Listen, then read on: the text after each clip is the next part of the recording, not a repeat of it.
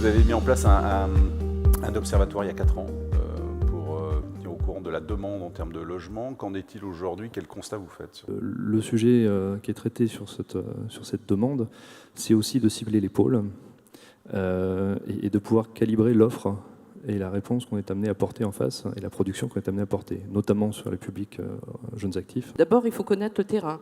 Et puis ensuite, trouver des solutions. Alors, ce sont des solutions où on peut aider effectivement des promoteurs et des bailleurs à construire des logements sociaux. Il y a l'aide à la pierre, il y a le foncier qui peut être donné à des promoteurs.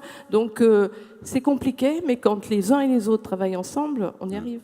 Olivier Rigaud, sur la question de la réhabilitation et de la requalification, est-ce que c'est aussi une voie ou est-ce que finalement ça coûte trop cher et pendant ce temps-là on ne construit rien en neuf? Transformer l'offre actuelle, historique, c'est pas aujourd'hui simplement je prends des chambres, j'en fais des logements. On voit bien, on essaie d'y mettre une pension de famille, on peut avoir un centre d'accueil de demandeurs d'asile, on peut avoir des besoins liés à d'autres problématiques, liés à des besoins identifiés sur les territoires avec les partenaires. Et donc il y a un véritable enjeu de mobilisation des politiques publiques sur ce sujet-là. Les financements diminuent et la seule variable d'ajustement pour le gestionnaire, c'est les ressources humaines finalement. Et c'est assez contre-indiqué par rapport à la vocation de ces structures. Nous proposons de basculer l'appartement en hébergement d'urgence plutôt que d'aller dans une procédure d'expulsion. Après, à clarifier tout le dispositif juridique qui doit permettre ensuite de permettre à la personne qui redevient solvable de pouvoir être à nouveau titulaire de son bail. On va déterminer un reste à charge qui soit adapté aux ressources des personnes. Et nous sommes d'ailleurs en train, avec l'Adréal, de faire une enquête sur les intermédiations locatives existantes qui sont bien le constat qu'en final, ce n'est pas la totalité du loyer qui est payé par la personne, mais un niveau de loyer qui a été déterminé par l'association de manière à ce que cette sous-location soit financièrement tenable. Et puis il y a un autre volet aussi qu'on oublie un peu, c'est l'intergénérationnel. Vous retrouvez beaucoup de propriétaires avec très grands appartements, des personnes très âgées, et chaque fois qu'il y a ce lien intergénérationnel dans l'habitat, ça marche. Mais ça nécessite un médiateur, un accompagnateur. On nous sollicite, on nous pousse à prendre de plus en plus de locataires qui sont à peine solvabilisés par l'APL. Puis elle dit chaque fois que vous prenez un locataire à l'APL, on a oublié de vous dire, on va vous prendre 60 € par mois sur votre budget. Donc à un moment donné, ça veut dire quoi? Mais ça veut dire que tout ce qui est accompagnant, tout ce qui est métier HLM, qui n'est pas juste d'offrir un toit, quatre murs, c'est aussi de faire de l'accompagnement, de faire de la présence en quartier. Ce que prépare la loi Elan au niveau de la production, c'est le regroupement de tous les organismes. Mais ça veut dire qu'il va y avoir des fusions, ça veut dire qu'en termes de proximité du territoire, forcément, il y a des choix qui seront faits. Le côté optimiste sur la production, c'est qu'on est en train de monter en puissance des politiques territoriales. Alors avant, c'était le monde de toute la production du logement, tout secteur confondu, c'était chacun était dans son coin.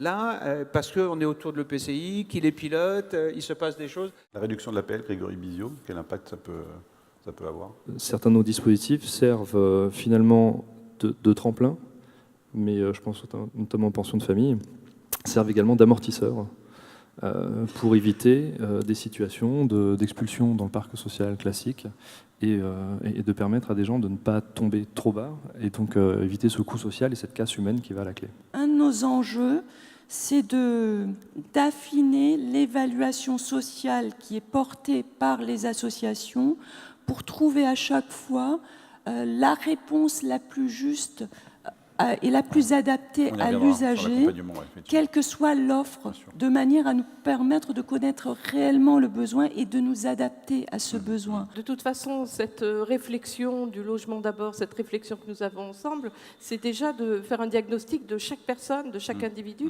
et de le mettre sur le parcours le mieux adapté. En termes de production, est-ce qu'aujourd'hui, sur la métropole de Nice, il y a une avec volonté le plan de logement d'abord, on envisage quasiment de doubler l'offre des pensions de famille. C'est une réflexion sur l'aménagement et l'usage des équipements publics. Peu de recours aux places d'école, ou pas de recours normalement du tout. C'est une réflexion d'aménagement de territoire, quoi. Ça va au-delà de ça. Et pour le coup, le logement d'abord, ça s'inscrit dans les deux. Ça s'inscrit dans le sens de la pédagogie et d'explication. Et ça permet aussi à des élus de porter des projets de manière différente. Quand on peut les imbriquer dans d'autres projets, c'est très bien. Quand on peut créer une mixité sur un territoire entre différents dispositifs, c'est une très bonne chose.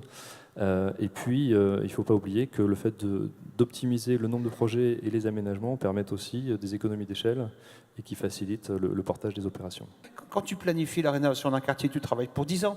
Mais si on te change les règles du jeu tous les 2 ans, tu ne sais pas faire. Je peux vous dire que le logement d'abord, pour nous, ça a tout changé. Pourtant, c'est un territoire qui allait de l'avant, parce que enfin, et vous l'avez dit quand même tout à l'heure, ça a permis de réunir le monde du social avec le monde de l'habitat et du logement. Qui fait qu'en pratique, la mise en œuvre accélérée du logement d'abord sur Metz Métropole a donné lieu à la signature récemment de trois conventions.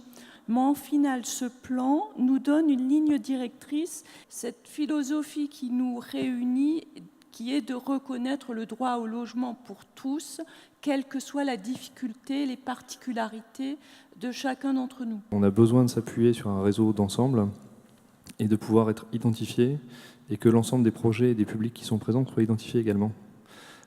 Et cette analyse qualitative permet aussi de travailler au mieux sur les parcours. En final, nous avons l'ensemble des outils. Simplement, il faut que ces outils-là soient connus de tous et que de temps en temps, on se réunisse à nouveau pour en parler, pour les ajuster. On a chacun nos cadres, on se réunit, etc. Et après, je crois que la richesse, ça se trouve aussi quand chacun sort de son cadre, hein, et chacun déborde. Ça engage sur tous les sujets, encore une fois, de la psychiatrie et de la santé. Moi, je voulais revenir aussi sur, effectivement, ces publics. Parce qu'un pauvre, c'est quoi ?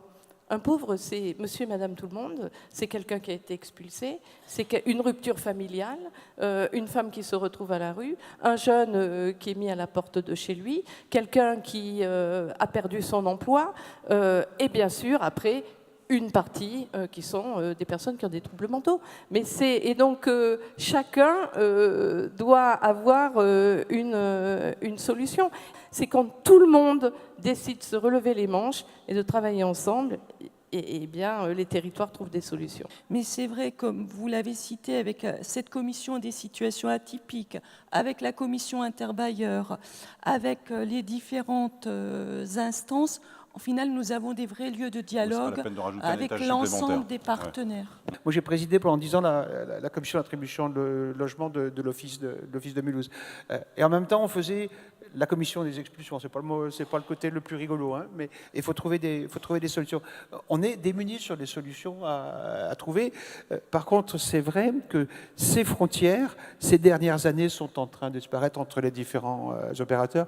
Ça, c'est juste une évidence. Entre nous, on a raison, on sait, on est très fort. Maintenant, comment c'est perçu, comment c'est compris, comment c'est lisible, comment c'est appréhensible pour les publics qu'on vise, c'est comme ça que je pense qu'il faut construire des plateformes avec les différentes déclinaisons qu'on peut mettre au mot, en fait. Pour Adoma, l'enjeu pour nous sur ces territoires et sur la manière de répondre, c'est de porter, de construire une réponse qui soit conforme à nos pratiques partout et d'amener ensuite une capacité, une souplesse sur chaque entité. En 2022, à quoi vous pourrez dire, à quelles actions, à quels faits, à quels constats, que ce plan Logement d'abord a été une réussite? Il y a des publics très pauvres, très très fragiles qu'il faut mettre à l'abri parce que si on n'était pas là, si vous n'étiez pas là, ils mourraient dans la rue. Donc en 2022, faire en sorte que ces travailleurs ne dorment plus dans la rue. Mais si en 2022, on peut dire, bon allez, on a réussi à respirer et on a réussi à bosser ensemble et on ne nous invente pas une nouvelle loi Elan tous les matins, je crois qu'on pourra être content du résultat. On aura bouclé sur l'Est, en tout cas, notre plan de traitement de foyers travailleurs migrants. Donc ça, c'est non négligeable. Et derrière ça, ça veut dire que le passage en résidence sociale, il faudra qu'on ait la fluidité et l'orientation vers ce quartile le plus sensible, qui soit complètement sécurisé avec les bailleurs. C'est-à-dire que nous, on ait retrouvé de la fluidité sur ce dispositif, qui est un dispositif tremplin, et d'avoir sécurisé le parcours résidentiel de bon nombre de nos résidents. Si on peut rêver, c'est deux choses. L'un, que nous n'ayons plus de procédure d'expulsion parce que nous aurons trouvé les accompagnements les plus adaptés qui permettent d'éviter d'avoir à enclencher ces procédures. et également que nous ayons trouvé une solution pour que le reste à vivre permette à l'ensemble de nos concitoyens de vivre décemment. D'avoir une reconnaissance et une juste place du logement accompagné dans tous les territoires et de la même manière aux quatre coins du territoire national. Merci beaucoup. On remercie les 5 intervenants d'avoir participé à la table ronde. Merci. Je vous laisse regagner la salle.